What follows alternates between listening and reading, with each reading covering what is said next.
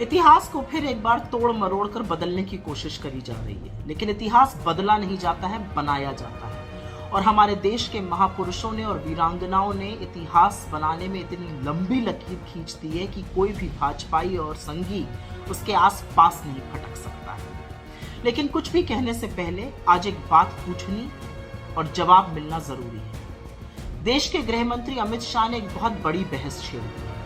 उनका कहना है कि इस देश को आजादी अहिंसा के रास्ते से मात्र नहीं मिली। तो मोदी जी, सवाल आपसे है कि क्या आप महात्मा गांधी को, क्योंकि अहिंसा के पुजारी तो महात्मा गांधी थे, क्या आप महात्मा गांधी को आजादी के तमाम महानायकों में से एक मानते हैं, या आप उनको फादर ऑफ द नेशन, राष्ट्रपिता मानते हैं, जो उनको बोस ने कहकर बुलाया, और आजादी का प्रेरणा स्रोत मानते हैं? क्योंकि अहिंसा, शांति और सत्य का पाठ तो महात्मा ने न सिर्फ हमें पढ़ाया, पर उनसे प्रेरित होकर अमेरिका में मार्टिन लूथर किंग जूनियर और अफ्रीका में नेल्सन मंडेला जैसे लोगों ने अन्याय के खिलाफ शिद्दत से लड़ाई लड़ी और जीती। महात्मा गांधी इस देश की सबसे बड़ी पहचान है, मैंने पहले भी कहा है। आप गांधी को यहां पर जरूर कुछ कह दीजिए, लेकिन अंततोगत्वा आपको शीश तो गांधी के आगे ही झुकाना पड़ता है, क्योंकि वैधता तो आपको तभी मिलती है। तो जब आप लाल किले के साउंड एंड लाइट शो में गांधी को एक लाइन में सीमित कर देते हैं या नेहरू को विलुप्त कर देते हैं, तो इससे ना नेहरू छोटे होते हैं, ना गांधी का कद खत्म होता है। इससे आपकी छोटी और तुच्छ सोच का और छोटे मन का पता जरूर चलता है। गांधी वो हैं जिनके लिए आइंस्टाइन ने कहा था कि हाड़ और मांस का ऐसा एक पुतला कभी इस धरती पर विचरता था, आने वाली पीढ़ियां ये विश्वास नहीं कर पाएंगी। लेकिन अमित शाह जी, जब आप गांधी, महात्मा गांधी की उपलब्धि को, उनकी अहिंसा को कम आंकते हैं, तो आप कहना क्या चाहते हैं?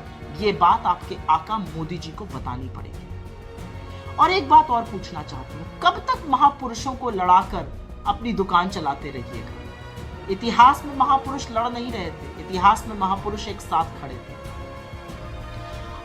नेहरू जी, जिन्होंने दशकों पहले वकालत छोड़ दी थी, उन्होंने फिर से वकील का चोंगा पहना था, क्योंकि वो आजाद हिंद फौज के वकील बने थे और 1945 में उसी लाल किले के अंदर जाकर तारीखों पे जिरह करी थी, बहस करी थी, और उनके पुनर्वास के लिए भी सतत कार्यरत रहे थे।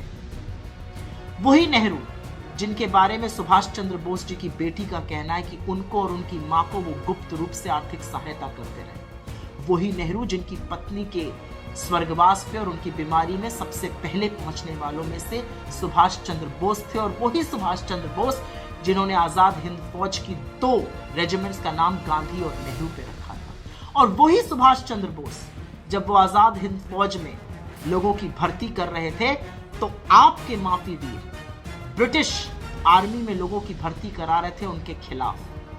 तो कब तक महानायकों को लड़ाइएगा?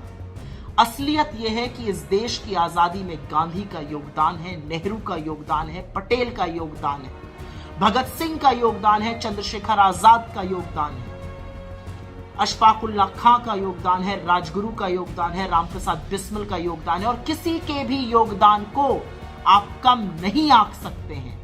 लेकिन गांधी के ऊपर प्रश्न चिन्ह लगाना इस देश के लिए ही नहीं, सत्य और अहिंसा के हर पुजारी के ऊपर एक आक्षेप है, और जवाब तो आपको देना पड़ेगा। छोटे मन से राजनीति नहीं होती, और इतिहास बदला नहीं, बनाया जाता है, और वो बनता सीमेंट की इमारतों से नहीं, बुलंद इरादों से। काश ये बात आपको समझ में आती।